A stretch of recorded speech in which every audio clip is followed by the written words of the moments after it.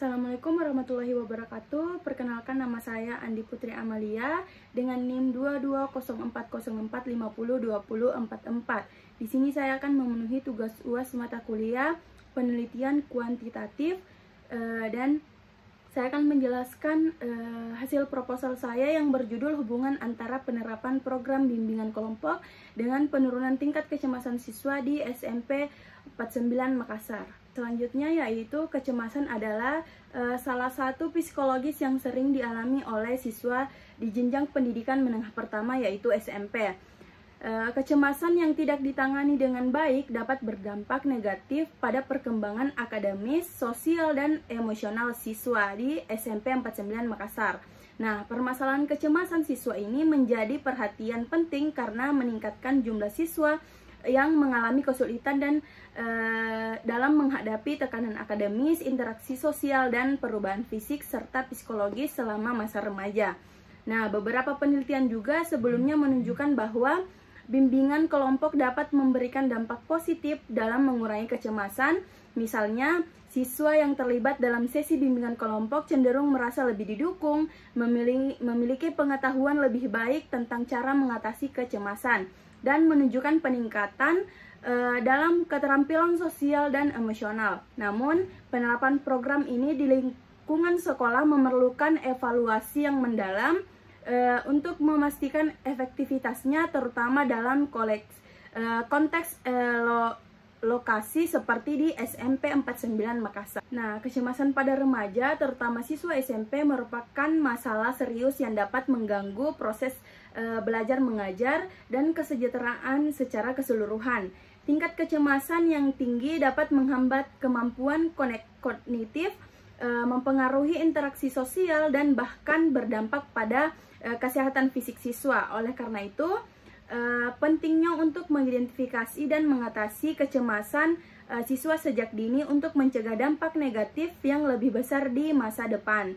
Nah, dalam penyusunan program bimbingan kelompok yang efektif, pentingnya untuk memperhatikan faktor-faktor kontekstual seperti budaya sekolah, karakteristik siswa, dan dukungan dari pihak sekolah dan orang tua. Nah, oleh karena itu, penelitian ini juga akan memperhatikan faktor-faktor tersebut dalam menganalisis hasil dan implikasi dari program bimbingan kelompok yang diimplementasikan di SMP 49 Makassar. Nah, perlu diakui bahwa kecemasan pada remaja merupakan fenomena kompleks yang dipengaruhi oleh berbagai faktor, termasuk tekanan akademis, perubahan hormon, konflik interpersonal, serta ekspektasi sosial. Di tengah tuntutan perkembangan yang kompleks, banyak siswa merasa tertekan dan cemas menghadapi berbagai situasi dalam kehidupan sekolah dan pribadi mereka. Nah, melalui penelitian kuantitatif ini diharapkan akan terungkap secara jelas sejauh mana program bimbingan kelompok dapat memberikan makna konkret dalam menurunkan tingkat kecemasan siswa di SMP 49 Makassar. Data yang diperoleh akan membantu pengukuran efektivitas program tersebut dan mengidentifikasi faktor-faktor yang dapat mempengaruhi hasilnya. Nah, adapun rumasan masalah itu yang saya ambil ya ada 9, yaitu yang pertama, apakah penerapan program bimbingan kelompok efektif dapat menurunkan tingkat kecemasan siswa di SMP 49 Makassar.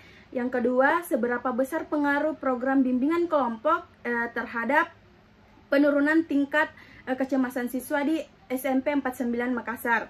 Yang ketiga, bagaimana perbandingan tingkat kecemasan siswa sebelum dan sesudah mengikuti program bimbingan kelompok di SMP 49 Makassar. Yang keempat, faktor-faktor apa saja yang mempengaruhi efektivitas program bimbingan kelompok dalam menurunkan kecemasan siswa. Yang kelima, apakah terdapat perbedaan tingkat kecemasan antara siswa dan yang mengikuti bimbingan kelompok secara rutin dan siswa yang tidak mengikuti program tersebut. Yang keenam, bagaimana referensi siswa terhadap efektivitas program bimbingan kelompok dalam mengatasi kecemasan di SMP 49 Makassar. Yang ketujuh, apakah faktor-faktor eksternal seperti dukungan keluarga dan lingkungan sekolah mempengaruhi hasil dari program bimbingan kelompok terhadap penurunan kecemasan siswa.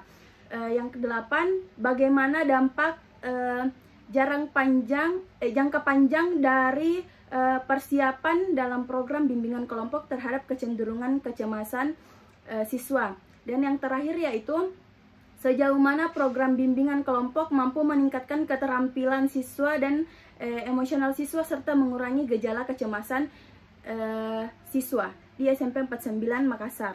Adapun tujuan penelitiannya yaitu yang pertama, mengetahui efektivitas penerapan program bimbingan kelompok dalam menurunkan tingkat kecemasan siswa di SMP 49 Makassar. Yang kedua, mengukur besarnya pengaruh program bimbingan kelompok terhadap penurunan tingkat kecemasan siswa di SMP 49 Makassar. Yang ketiga, membandingkan tingkat kecemasan siswa sebelum dan sesudah mengikuti program bimbingan kelompok. Yang keempat, mengidentifikasi faktor-faktor yang mempengaruhi efektivitas program bimbingan kelompok dalam menurunkan kecemasan siswa di SMP 49 Makassar. Yang kelima, menganalisis persepsi siswa terhadap manfaat dan efektivitas program bimbingan kelompok dalam mengelola kecemasan. Yang keenam, menilai peran konselor atau fasilitator dalam mendukung siswa dalam mengatasi kecemasan melalui program bimbingan kelompok. Yang ketujuh, menyelidiki potensi dan implementasi program bimbingan kelompok sebagai bagian internal dari kegiatan konseling di lembaga pendidikan lainnya.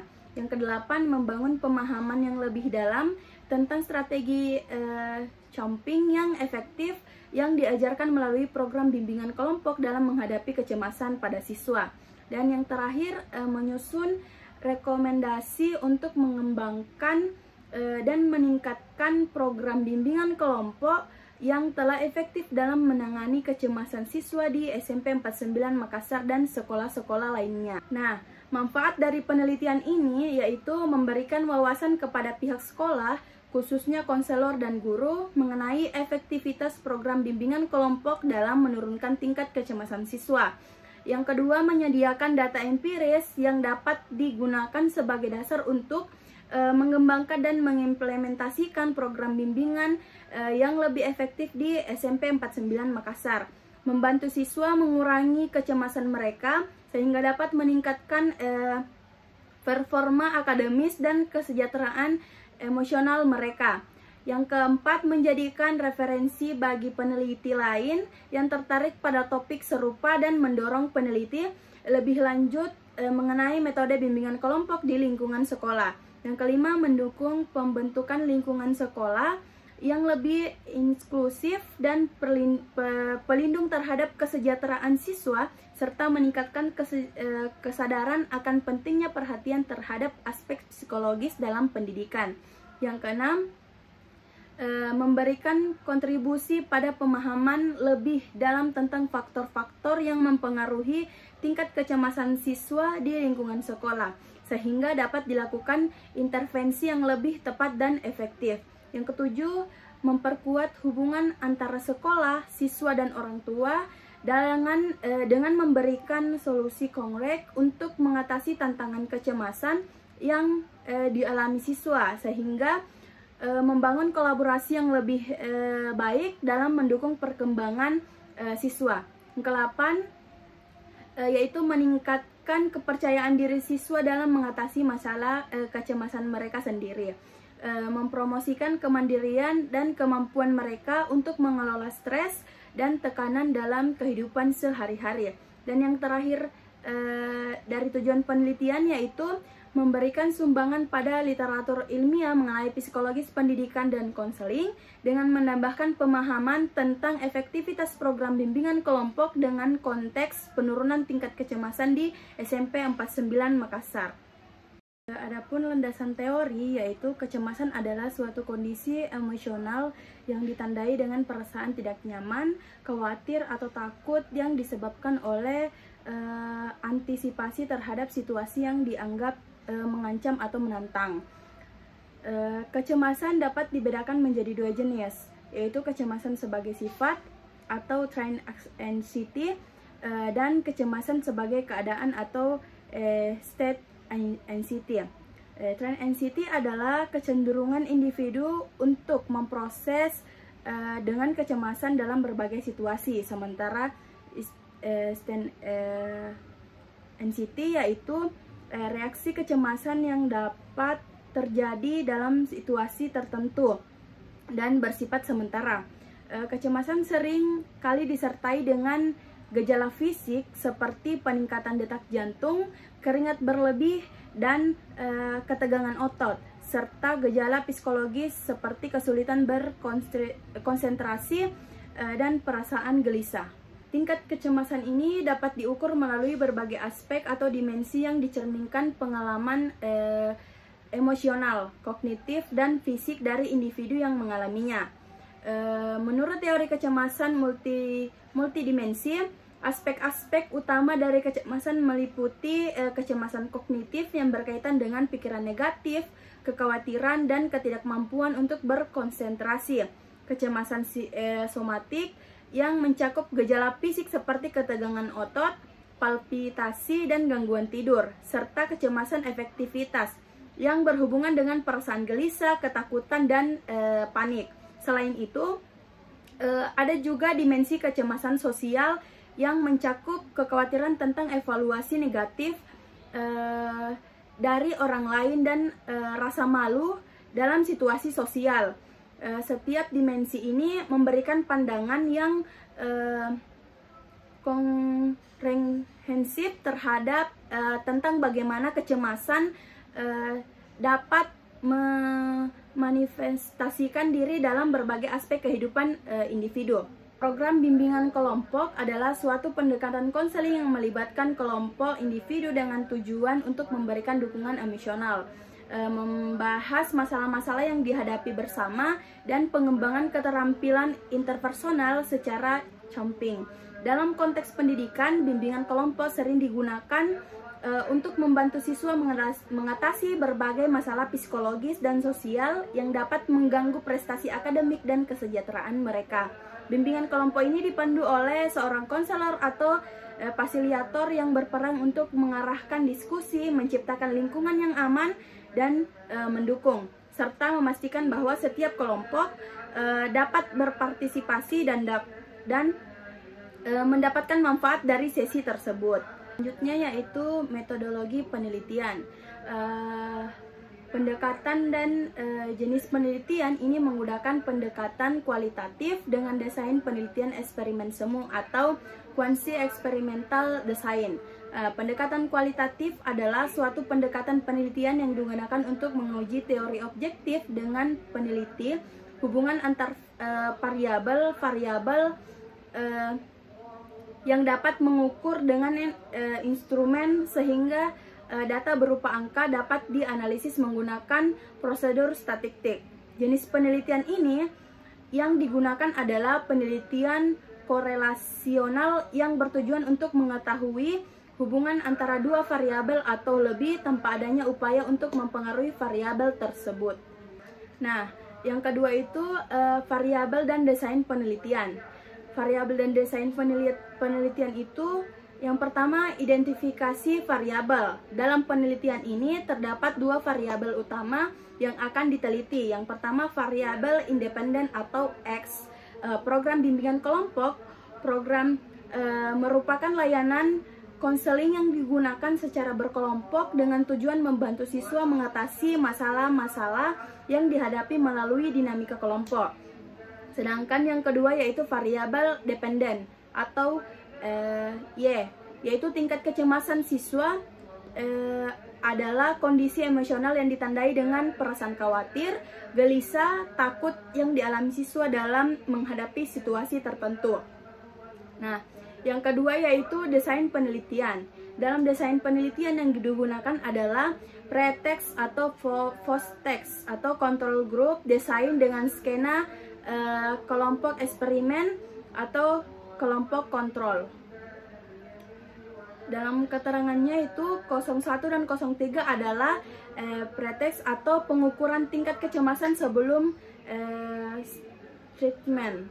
Nah, yang ketiga itu Definisi operasional variabel. Yang pertama, program bimbingan kelompok atau X. Program bimbingan kelompok adalah penelitian ini didefinisikan sebagai kegiatan layanan konseling yang digunakan dalam kelompok kecil yang terdiri dari 6-8 siswa dengan dipimpin oleh seseorang konselor profesional. Program ini dilakukan selama 8 sesi dan durasi 60 menit per sesi dalam periode 4 minggu atau 2 sesi per minggu. Nah, pengukuran dilakukan menggunakan lembar observasi, partisipasi, dan checklist kehadiran yang dikembangkan berdasarkan standar pelaksanaan bimbingan kelompok. Populasi dan sampel. Nah, populasi itu adalah penelitian seluruh siswa kelas 8 SMP 49 Makassar yang berjumlah 240 siswa. Pemilihan kelas didasarkan pada pertimbangan bahwa siswa pada tingkat ini sedang mengalami masalah transisi yang rentan menimbulkan kecemasan, namun masih memiliki waktu yang cukup untuk mengikuti program intervensi sebelum menghadapi ujian akhir. Nah, sampelnya itu teknik pengambilan sampel yang dilakukan adalah Purview sampling, yaitu teknik pengambilan sampel berdasarkan kriteria tertentu yang telah ditetapkan dalam penelitian tersebut. 4 yaitu teknik pengumpulan data. Nah, teknik pengumpulan data ini yang pertama yaitu instrumen penelitian menggunakan Back-and-City Inventory atau BAI. Yang kedua, lembaran observasi partisipasi. Yang ketiga, kuesioner demografi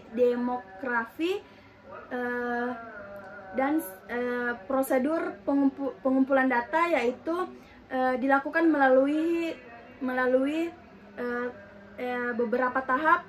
Nah, selanjutnya yaitu teknik pengumpulan data. Yang pertama, instrumen penelitian. Yang kedua, prosedur pengumpulan data. Dan yang kelima yaitu teknik analisis data. Yang pertama, analisis statistik deskriptif. Analisis ini digunakan untuk menggambarkan karakteristik responden dan variabel penelitian, meliputi nilai mean, media, modus standar deviansi, dan distribusi frekuensi. Data akan disajikan dalam bentuk tabel dan grafik untuk memberikan gambaran yang jelas tentang kondisi sampel penelitian. Yang kedua, ujian prasyarat analisis. Yang ketiga, analisis inferensial, analisis expense size, serta yang terakhir yaitu software analisis.